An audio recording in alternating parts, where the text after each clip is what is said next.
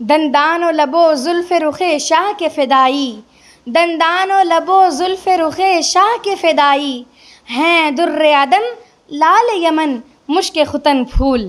یقیناً حضور نبی کریم صلی اللہ تعالیٰ علیہ وسلم کے لب مبارک اور دانت مبارک آپ کے حسن مبارک کا ایک اہم حصہ تھی، جن سے کلمہ توحید، دعائیں، قرآن اور رحمت کی باتیں جاری ہوتی تھیں۔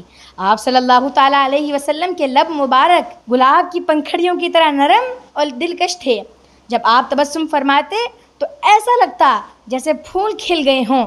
آپ صلی اللہ تعالیٰ علیہ وسلم کے دانت نہایت چمکتے تھے، جن میں ہلکا سا فاصلہ ہوتا تھا جو آپ کے حسن مبارک کو بڑھا دیتے تھے۔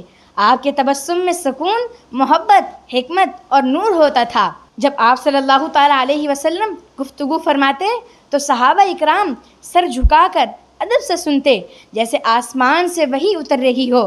قیامت تک دنیا والوں کے لیے آپ صلی اللہ تعالیٰ علیہ وسلم کے لب مبارک سے نکلی باتیں رہنمائی کا سرچشمہ رہیں گی۔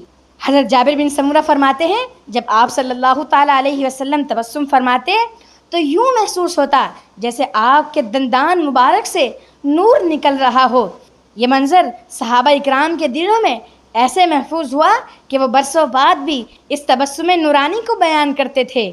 جب حضرت علی رضی اللہ تعالیٰ عنہ نے حضور اکرم صلی اللہ تعالیٰ علیہ وسلم کے جسم اطہر کی صفات کو بیان کیا تو فرمایا، آپ صلی اللہ تعالیٰ علیہ وسلم کی دانت مبارک نہایت چمکدار، صاف اور متوازن تھے۔